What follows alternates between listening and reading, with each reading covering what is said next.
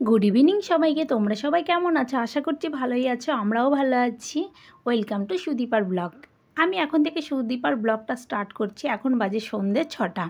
তো দেখো দিদিভাই চলে এসছে, সোনাকে কোলে নিয়ে রেডি হয়ে গেছে পুরোপুরি। আমরা এখন বেরিয়ে পড়বো রাস্তায়, পুজোর ওখানে যাব। তো পুজোর ওখানে সবাই ডন্ডি কাটছে আর আমরা অনেক লেট হয়ে গেছি। ভাবছিলাম তোমাদেরকে প্রথম থেকেই দেখাবো শীতলা মায়ের পুজো সব কিছু, কিন্তু এই ডন্ডি কাটাটা আমাদের লেট হয়ে গেছে। সোনাকে খাওয়াচ্ছিলাম, তার জন্য অনেক দেরি হয়ে গেছে। তবু একটু পেয়েছি এসে। অনেক দূর থেকে ডন্ডি কেটেছে। এটা খুবই জাগ্রত মন্দির, এই জন্য কিন্তু এত গরমে বৃষ্টি দিল। আমরা ভালো করে পুজো করেছি, মাকে অনেকভাবে ডেকেছি, কারণ এত বৃষ্টি হয়েছে, সবাই ঠান্ডা হয়ে গেছি আমরা। আর দেখো এই মন্দিরের ওপরে কিন্তু আছে একটা রাধাচূড়া গাছ। ওই গাছের গোড়ায় বসলে মানে সবাইকে প্রচণ্ড ঠান্ডা দেয়। মানে ওখানে একবার গেলে কেউ আর ঘরে ফিরতে চায় না। যখন কারেন্ট চলে যায় আমরা তখন ওই গাছের ওখানে গিয়েই বসি মন্দিরের কাছে। তো দেখো সোনা ডন্ডি কাটা দেখছে, এই প্রথমবার সোনা শীতলা মায়ের পুজো দেখছে। আর দেখো এখন ওইদিকে পুজো শুরু হয়ে গেছে, সবাই অঞ্জলি দেবে, সবাই উপোস করেছিল।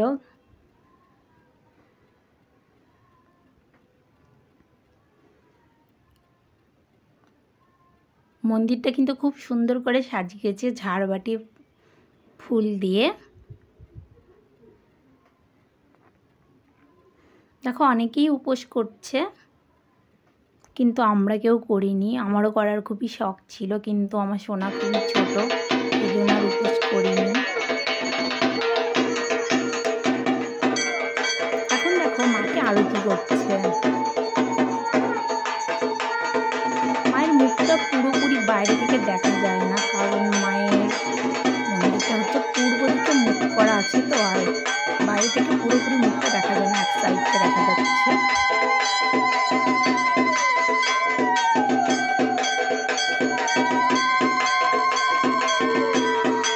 সবাই দেখো দাঁড়িয়ে আছে, অনেক লোক ছিল পুজোর এখানে। আর সোনা দেখো মাথা উঁচু করে দেখছে আরতি করা, কারণ এদিকে ঢাক যাচ্ছে, এই জন্য সোনা অতটা দেখছে। উপরে ঝাড়বাতিটা দেখছে আমার সোনা। আর এই ছেলেটা জানো তো আমার সাপের সময় কতটা ছোট ছিল, তোমরা আমার সাপের ভিডিও দেখলেই বুঝতে পারবে। এই কাকিমাটার নাতি। আর দেখো এখন সোনা ঘুমিয়ে পড়েছে ওর জেম্মার কোলে। এখন দেখো যজ্ঞ শুরু হয়ে গেছে। এখানে তিনটে পুরোহিত মিলে যজ্ঞ করছে, কারণ আমাদের এই শীতলা মা অনেক জাগ্রত, একদম ভুল ত্রুটি করা যাবে না পুজোতে। তারপরে দেখো সোনা ঘুম থেকে উঠে গেছে, এখন দিয়ে দেবে সবাইকে যজ্ঞর ফোঁটা। তো আমার সোনাকেও মা নিয়ে গেছে যজ্ঞর টিপ পরাতে। সোনাকে যজ্ঞর টিপ পরানো হয়ে গেছে, এখন যাচ্ছি আমরা কুলো ভাসাতে। মানে আমি প্রথমে যাব কিনা সেটা ঠিক হয়নি, কারণ মা বলছে যাদের বাচ্চা ছোট তাদের যেতে হয় না। তো আমি আরও আশেপাশে সবাইকে শুনে দেখলাম যে বলে না গেলে কোনো ক্ষতি নেই, তো তারপরেই আমরা সবাই গেলাম। আমি এই প্রথমবার দেখছি কুলো ভাসানো, আর সেটা দেখার জন্য আমি খুবই এক্সাইটেড। সোনা দেখো ঠাম্মির কোলে আছে, অনেকেই যাচ্ছে ওখানে। যেখানে হরিসেবা মন্দিরটা ছিল না, আমরা গানের ওখানে গেছিলাম, সেখানেই হচ্ছে।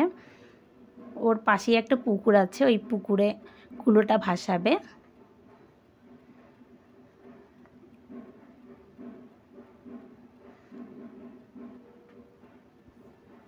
দেখো পুকুরটাতে আমরা চলে এসেছি, আর পুকুরটা এত সুন্দরভাবে সাজিয়েছে।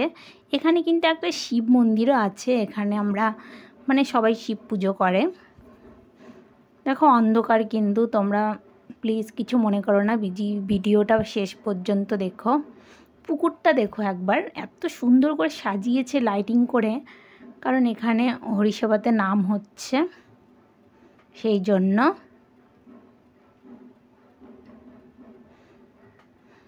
এখন দেখো সবাই নেমে গেছে পুকুরে। এত গরমে তো স্নান করতে ভালোই লাগে সবার, এই জন্য। এখন বাজে কিন্তু রাত 9টা।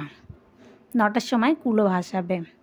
আমি তোমাদের পুকুরটা একবার ঘুরিয়ে দেখিয়ে দিচ্ছি, কি সুন্দর করে সাজিয়েছে দেখো, জাস্ট ওয়াও। মনে হচ্ছে আমিও স্নান করি, কিন্তু করব না, সোনা ছোট, এই জন্য আমার অনেক কিছু ভাবতে হয়। এখন দেখো সবাই নেমে গেছে পুকুরে, এখন কুলোটা ভাসিয়ে দেবে, সেটাই আর কি আমি দেখছি। সবাই মিলে আমরা দেখো সবাই মিলে ডুবিয়ে কুলোটা ভাসিয়ে দিল। এখন সবার স্নান হয়ে গেছে, সবাই এখন উঠে আসবে পুকুর থেকে।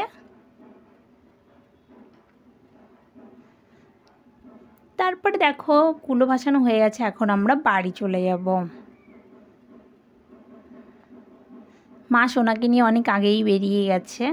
তারপরে দেখো ঠাকুরের এখানে আমি কুপনটা নিয়ে চলে এসেছি, কারণ এখানে এখন ভোগ দেওয়া হচ্ছে। কিন্তু যা লাইন দেখেছো, এত বড় লাইন দেখে আমার খুবই ভয় লাগছে, এই জন্য আমি চেয়ারে বসে আছি, যে ফাঁকা হবে তারপরেই যাব। তারপরে দেখো আমি মন্দিরের কাছে চলে এসেছি, কারণ নাম ধরে নাম্বার দেওয়া আছে কুপনে, ওই নাম্বারটা ধরে ডাকছে। তারপরে দেখো শেষমেশ আমি পেয়ে গেছি প্রসাদ, তো বাড়ি চলে যাচ্ছে। সোনা আমার কাছে আসবে দেখে খুবই কান্নাকাটি করছে। তো আমরা এখন রুমের মধ্যে চলে যাব। যা গরম পড়েছে, বাইরে বেশিক্ষণ থাকাটাও ঠিক না। তারপরে দেখো রুমের মধ্যে চলে এসেছি, এখন আমরা সবাই মিলে প্রসাদ খেয়ে নেব। আমি খুলে দেখেও নি যে বাবা কি মিষ্টি এনেছিল প্রসাদ দেওয়ার জন্য।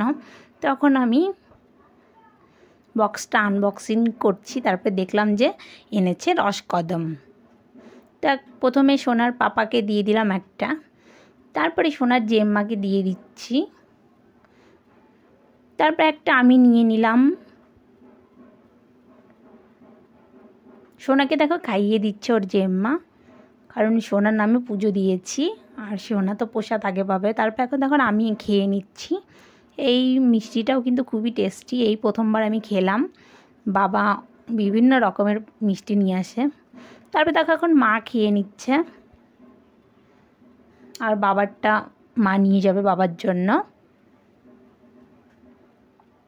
কিন্তু একটা জিনিসই খারাপ লাগলো, যে প্রসাদ প্যাকেটের থেকে একটাও রাখেনি ওরা, কিন্তু রাখতো ভালো হতো।